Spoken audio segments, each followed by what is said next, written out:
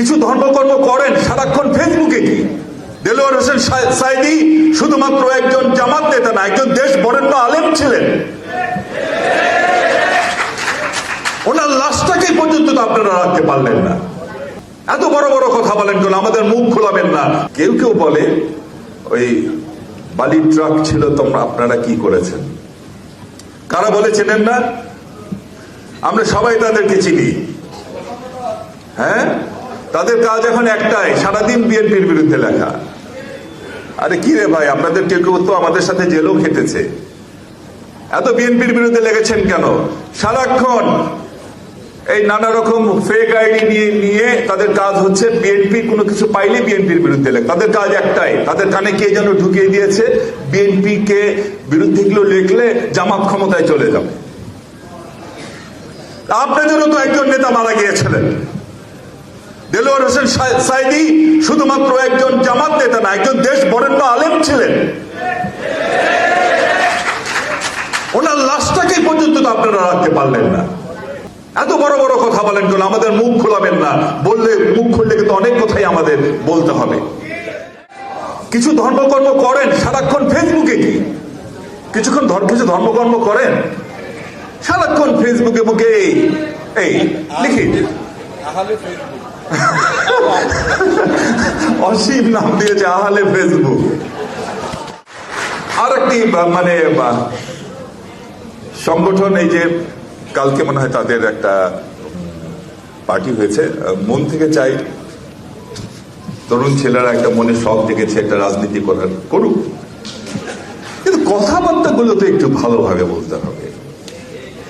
এমন কথা বলো কেন যা আমাদের উত্তর দিতে হয়? কদিন ধরে তারা শুরু করেছে, ব্যানার ধরার নাকি 5টা লোক আমাদের ছিল না। আরে বাবা, তোমরা আমাদের লোক দেখবা কখন? আমরা যখন মিছিল মিটিং করেছি সরকারের সকল অত্যাচার নির্যাতন নিপীড়ন সহ্য করে, তখন তো তোমরা অনেকেই ছাত্রলীগ করতাম।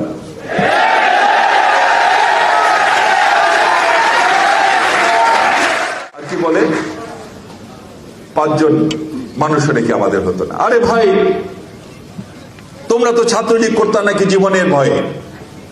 আর আমরা আমাদের জীবন, আমি সেদিনও বলেছি একটি মিটিংয়ে, আমাদের জীবন চলে যাবে, আমাদের গুম করা হতে পারে, আমাদের বন্ধ করা হতে পারে, আমাদের স্ত্রী সন্তানরা তাদের প্রিয়জনকে হারাতে পারে।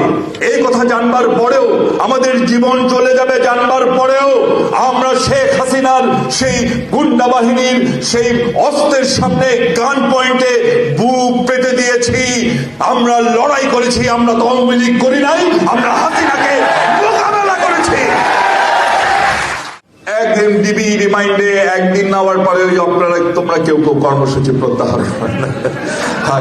আমি বলছি না এটা একটা কঠিন কাজ, সবার হবে না। তোমরা তো নতুন নতুন, প্লিজ, তোমরা তো বেশি দিন অল্প দিন আন্দোলন করেছো, ঠিক আছে, তোমাদের আন্দোলন তো আমাদের কারণে আমাদের বিজয় অনেকখানি ইজি হয়ে গেছে, আমরা অস্বীকার করবো না।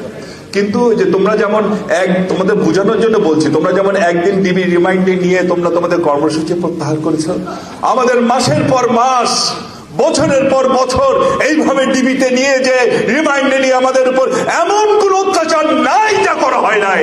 কিন্তু কর্মসূচি প্রত্যাহার তো পরের কথা, দলের বিরুদ্ধে একটি টু শব্দ, আমাদের নেতা নেত্রীদের বিরুদ্ধে একটি টু শব্দ আমাদের মুখ দিয়ে উচ্চারিত হয় নাই, করতে পারে নাই তারা। সুতরাং কথাবার্তা এখন থেকে বলবো, অনুরোধ করবো, আসলে আমরা সবাই মিলে একসাথে থাকি। কারণ দেশের বিরুদ্ধে বড় ষড়যন্ত্র চলছে, দেশের মানুষের বিরুদ্ধে বড় ষড়যন্ত্র চলছে। আমরা পরস্পরকে আক্রমণ পারতপক্ষে অ্যাভয়েড করার চেষ্টা করবো। আমি বলতে চাচ্ছিলাম না, অসীমের কথাটা বলার পরে আমার কেন যদি ভিতরে আসলে খারাপ লাগে, এইভাবে আঘাত করে যদি কেউ বলে খারাপ লাগে। আগামীতে আমরা সবাই মিলে একসাথে চলবো, দেশকে রক্ষা করব, গণতন্ত্র প্রতিষ্ঠা করব, জনগণের অধিকার প্রতিষ্ঠা করব, সে আশা এবং প্রত্যাশা ব্যক্ত